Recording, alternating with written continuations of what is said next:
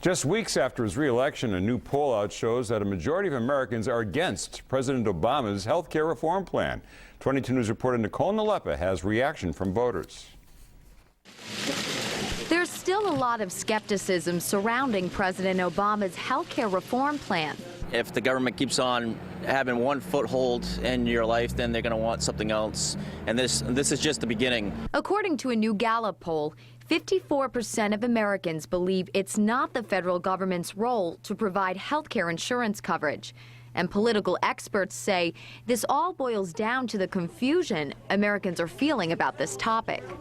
There's still a lot of questions, and there's fear. And when in doubt, the people don't. They don't vote for, they don't support. And that's one of the problems the president still faces with this right now. This is the first time in 12 years the Gallup poll has shown that a majority of Americans feel that the government should not be responsible for providing health care coverage for all Americans. In June, the Supreme Court upheld many aspects of the president's initiative. This included allowing young adults to stay on their parents' insurance plans until age 26 and allowing patients with pre-existing conditions access to insurance.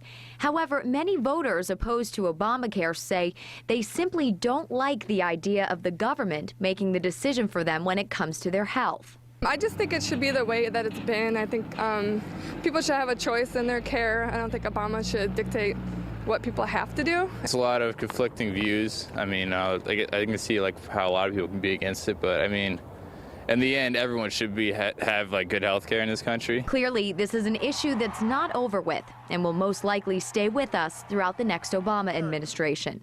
In Springfield, Nicole Nalepa for 22 News.